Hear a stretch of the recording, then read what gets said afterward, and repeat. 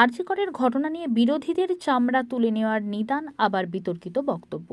জেলা তৃণমূল কংগ্রেস সভাপতি আব্দুর রহিম বকশির এক ধাপ উঠে জেলা তৃণমূলের সহ সভাপতি দুলাল সরকারের বিরোধীদের রাস্তায় ফেলে পেটানোর নিদান। এটাই তৃণমূলের কালচার, পাল্টা বিজেপি।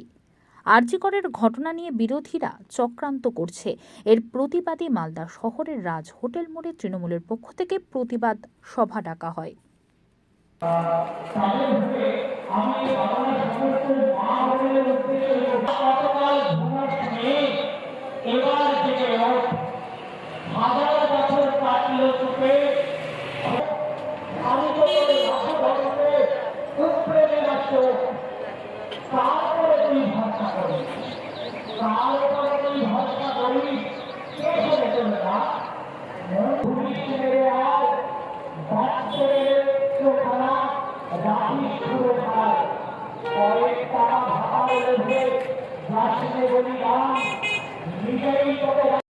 গঙ্গা ভাঙন, গঙ্গা জাতীয় নদী, ময়ূর জাতীয় হয়, গঙ্গা জাতীয় নদী, তার দায়িত্ব কেন্দ্রীয় সরকারের।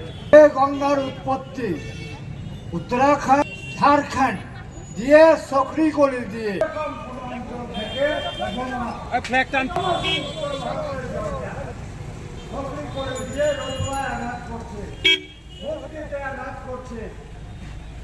আপনার মোথাবাড়ি দাঁড়া, ওটা গঙ্গা চল, ওটা আমার মাসিমা। 3 মাস আজকে বিপদ, জঞ্জালি টোলা, লাফড়া টোলা, খাকচা বন্যা, ড্রাইভার হাজি টোলা, ভাসারাম টোলা নাই কাটা গেল। কাটিয়া গোঠা বকরি থালা লোটা নিয়ে গঙ্গা ভাঙনের লোকেরা কোথাও জায়গা পাচ্ছে না। মন্ত্রী যে বিধায়িকা সাবিত্রী মিত্র বৌমা, রে গল্প, রে গঙ্গা ভাঙন, left bank of Ganga, Farakka barrage যখন হয় তখন একটা চুক্তি হয়েছিল রাজ্য সরকারের সঙ্গে কেন্দ্রীয় সরকারের। আমাদের পতাকা ছিঁড়ে যখন মানুষকে তারা সংগঠিত করতে পারছে না, যখন তারা মানুষের সমর্থন মালদা জেলায় পাচ্ছে না, যখন মালদা জেলার শুভবুদ্ধি জ্ঞানসম্পন্ন মানুষ বিজেপির পতাকা তলে সমাবেত হচ্ছেন না, সিপিএম এর পতাকা তলে সমাবেত হচ্ছেন না, তারপর তারা এই ধরনের একটা ঘৃণ্য চক্রান্ত করে আমাদের পতাকা ছিঁড়ে একটা দাঙ্গা লাগিয়ে দিবার, ঝামেলা লাগিয়ে দিবার চেষ্টা তারা করেছিল। বন্ধু বিজেপি জেনে রাখো, বন্ধু সিপিএম জেনে রাখো, তৃণমূল কংগ্রেসের একটি পতাকা তোমার বিজেপির কর্মীদের গায়ের 50টা চামড়া টেনে নামিয়ে দিবে তৃণমূল কংগ্রেস কর্মীরা। যদি দুর্বল ভেবে থাকো তৃণমূল কংগ্রেসকে, তাহলে তুমি বোধহয় ভুল ভেবেছ আমার মনে হচ্ছে।